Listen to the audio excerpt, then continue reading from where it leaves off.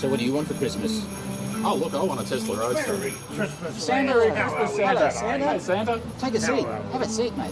Thank you. Have you been good this year? I'm always good, but Are you? listeners, have you been good? Not particularly. Not particularly. No. Hey, can I tell you what I want for Christmas, please? Of course, Neil, what would you like? I'd really like one of the new Porsche Macan electrics. What about you? What do you want? I want a Tesla Roadster. One of the new Tesla Roadsters. Tesla Roadster. Yeah. I like you. Going green.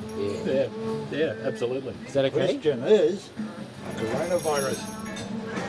Have you been out and about? A little bit. Little bit. Guess what, boys? Better luck next year for those two cars. Oh, thanks, Santa. Thanks, Santa. Yeah, all Okay. right. Well, You've got to be good to get the good present. Okay. Misbehave. sorry. Okay. Thanks, Merry Christmas anyway. Well, that didn't go to plan, did it? Santa. No. No.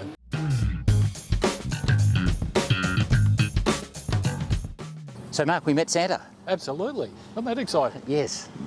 Not Mark Williamson today, Mark Edwards. And we're going to review his own family car. Yep, Or my one of wife's them. car. Thanks, Olga. Thank you, Olga. Okay, what is it? It's a BMW Z3. Yep, 2.8, 2000 year model, 2.8 litre, 5 speed. Okay. Is it as good as the Porsche Boxster? Is it as good as an SLK Mercedes? Is it as good as the Mazda MX5? Let's take it for a spin and find out. Sounds like a lot of fun. Bent arm enough for you? Hey, who am I to judge? You're the racing driver, racing instructor. Yeah, but it irritates the hell out of people if I start going, ooh, why don't you put your seat closer? Unless it's really bad. I was imagining the little asthmatic 1.9 litre four-cylinder. No, it's a 2.8. And I drove the 1.9 and just vetoed it immediately. what's BMW known for? Yeah, sixes. Straight sixes.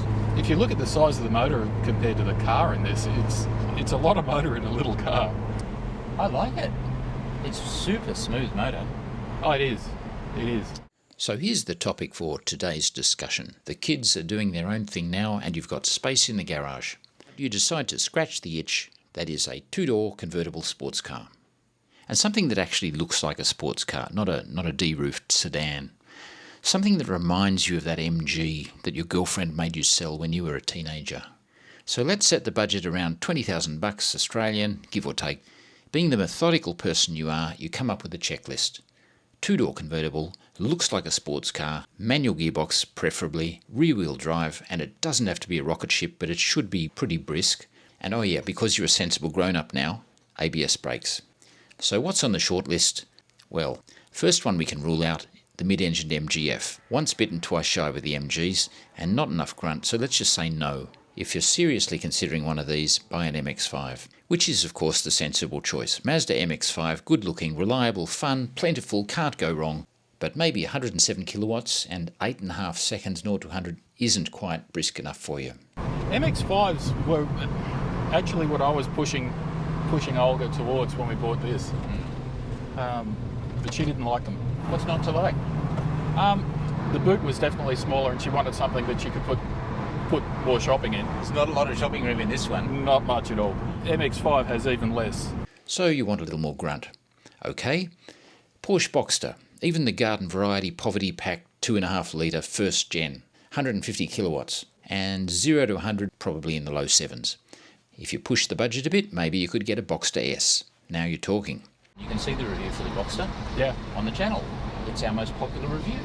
Now the surprise in the room is the one you've overlooked. Nissan 350Z or 370Z, also surprisingly cheap now. 206 kilowatts up to 245 kilowatts, goes like stink. The styling is a bit love it or hate it, but a sensible choice and plenty to choose from. Now if you're prepared to get an auto, well that opens the Mercedes door. And we're looking at SLKs. Oh, the SLK 230. Yeah. I thought they looked great. They were an option because of the hardtop convertible. Yep. Until I drove one. Yep. And really underwhelming. Horrible seats. Yeah. And just uninvolving. Steering as well. Yeah. I'd say ignore the soulless four-cylinder ones and go straight for the SLK 350, which is actually a very nice car. All of these for under 25k Australian. But let's just say you've always hankered for a BMW, so now's your chance. The Z3 or the Z4. Z4s at the time were considerably more expensive. Yep. Nowadays, not so much. Maybe the styling of the Z4 doesn't appeal, so you find yourself a Z3. We bought it as something that was fun to drive, that didn't necessarily need to be very sensible. It was comfortable, reliable, and still fun. You are a little bit of a stiff arm driver.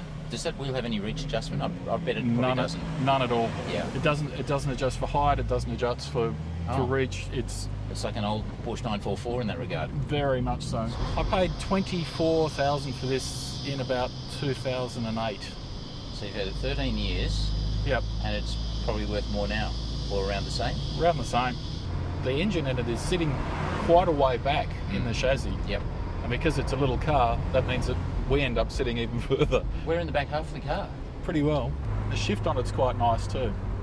Like it's not ridiculously short, but it's pretty good. Let her rip. Would have been embarrassing Oh, if my I neck. installed it.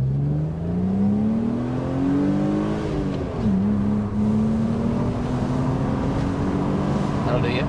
It's smooth and it's got a nice torque spread, and it pulls well from down low. Yeah. It never sounds like it's working. It's got enough mumbo to be entertaining and fun, but not so much that it's a real handful. Okay, now on a fairly choppy road, it's starting to feel the limitations of the suspension there. Oh yeah. A little bit choppy. If we started to push it, then the front tyres would really need to be replaced on this. They're old. How old? Too old. Is the suspension standard? Do you know what shocks are in it? The suspension is close to standard, so the shocks are standard, but this has got Petter's aftermarket camber kits in the front and back. It was eating tyres, the rear tyres. We did that because you can't adjust it very much at all. Yep. Typical BMW independent rear end. Choose the inside of the tyres. Yes. So that won't have affected the ride quality. No. That's the reason I asked about the suspension, because it was quite choppy Yeah. back there. Not as compliant as the Boxster No. or even an MX5, but No, I'd agree. Inside it is a nice place to be. It feels quality. It feels nice. yeah. The MX5s weren't as nice to sit in and be in as this. It's good. And it has a glove box, unlike the Boxster. Yeah. Ooh. And that's it. Yeah. If Too you're easy. Now in an MX5 you've got to go, I put my shoulder out. pretty well. If you are over 6 feet tall, consider carefully. Does- If you're taller than that, it does feel a bit claustrophobic. James Bond. I wonder what he's getting instead. C007's new BMW in GoldenEye. See your dealer about a BMW of your own. The way I see it, there are three types of Z3s. First up, you have the four-cylinder ones, with 103 breathless kilowatts and 0 to 100 around 10 seconds. They're cheap, but you won't be happy with that. Next up, the sweet six-cylinder ones, like the one we're in today, ranging from 2.2 to 3 litres, and 0 to 100 in our car around 7 seconds, but as quick as 6.4 for the 3 litre motor. These cars you can have for 20 grand or so. And then finally, Z3M, the M Roadster, 236 kilowatts with the motor straight out of the M3. It's a bit of a firecracker. Now, I was shocked to see these have become rare collectibles, and they're asking prices in Australia over $100,000. $180,000 Tell him he's dreaming. Do you get jousting sticks with it? straight to the pool room. Seriously? Remember, the Z3 has the rear suspension out of the ancient E30 model, so even with a limited slip diff, it struggled to tame it. The Roadster had so much body twist, they decided to make a coupe version that had 2.5 times the torsional rigidity. Only problem was, it looked like two completely different cars stuck together. Front half sports car, back half a van. Everyone knows it as the bread van. I'm sorry, if you're going to blow 100k on a two-door, for the same money I'd be looking at an Audi TT RS, Aston Martin Lotus Elise S, or a Porsche Carrera 997 Cabrio. If you really want a BMW, surely you'd be looking at an M4. But let's get back to the car we're in. Alright, my turn. Cool. Okay, give it a bit of squeeze, 2,000, 3,000, coming on the ball, and that's very linear. Not a real lot of torque, not as much torque as I thought. It's still a revvy motor. Yeah. We'll actually go down to first here.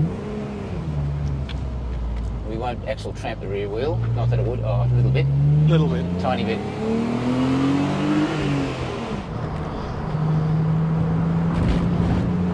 Yeah, a little bit of of shimmy there. Doesn't like bumps.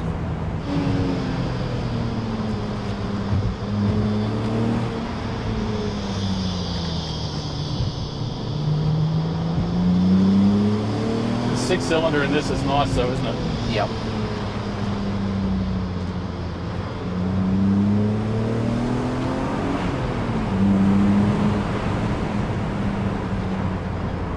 I can feel the seat moving back and forward when I do that Yeah, a bit of wear in them.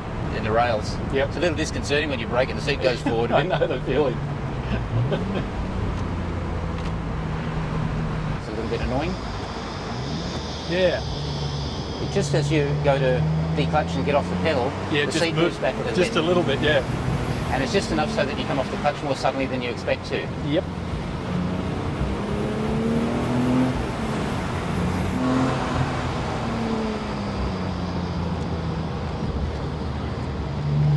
Yeah, it wasn't pushing there, but you could feel it starting to think about it. Yeah.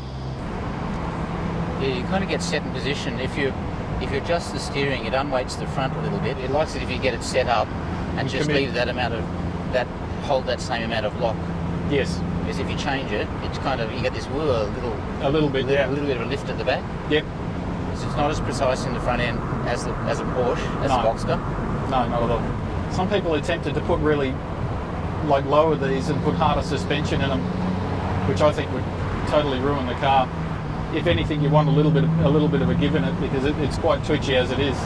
Yeah, it has got an old school kind of feeling to the steering now. You go, oh, this is not a 21st century car.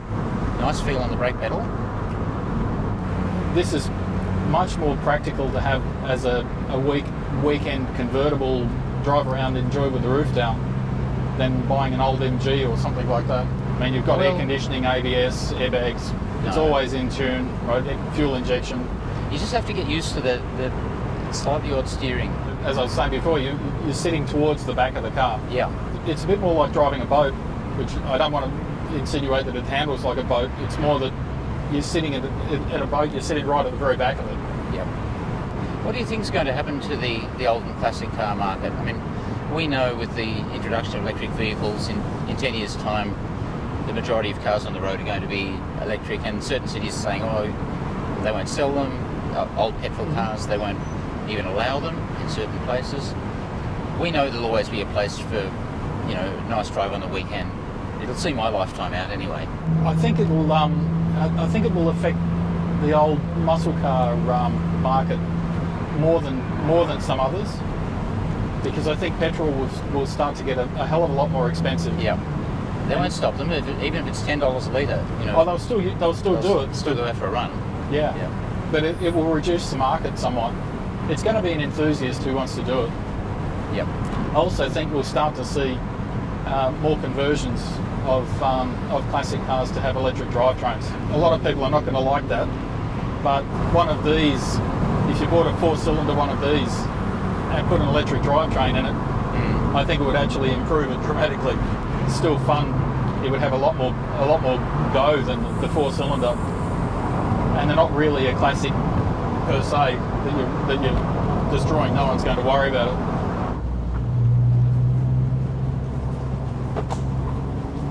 You're getting the hang of this. You are or I am? You are. Yeah, it's fun. Just have to... I'd really hate it if we had a close call with an oncoming car. Yeah. That's why, you see? Yep.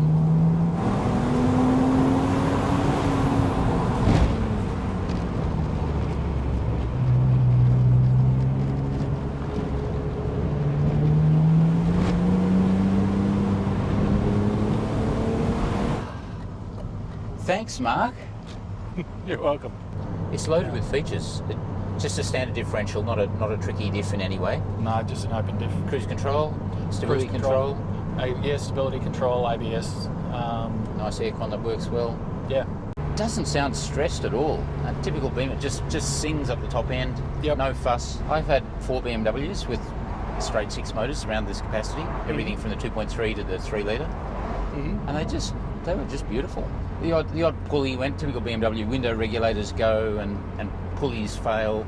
Yep. And in the four-cylinder ones, the cooling systems are pretty sus. All the hard plastics they use on the motors crack and deteriorate and as they get old. But Regarding maintenance, as Mark says, it hasn't been a trouble-free run in his 13 years of ownership. Aircon rebuilt a couple of times, the leaky roof was replaced, various electrical gremlins, water pump failure, suspension bushes, and do pay attention if you're buying one to the trim and the dash that warps in the Australian sun. That's not cheap to fix.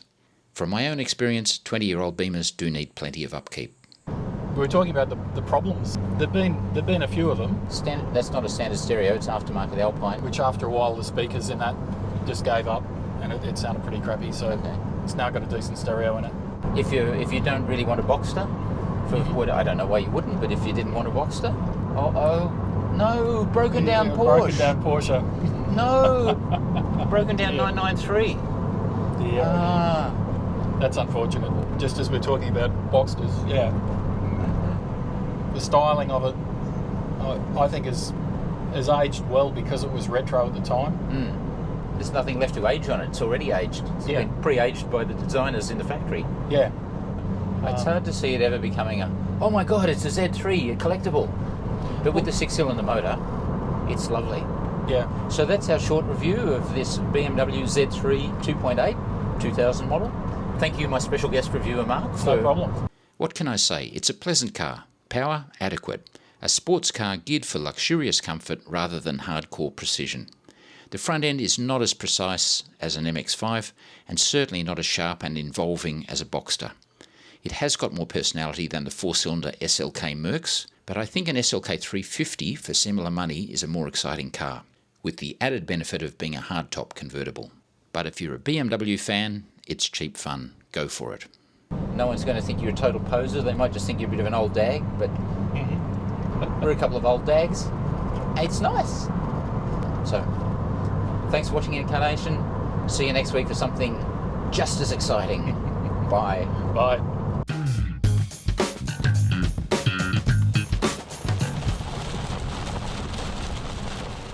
Oh hey, you made it right through to the end of the video. Congratulations. Thank you for watching. If you like what you see, please share it with your motoring friends.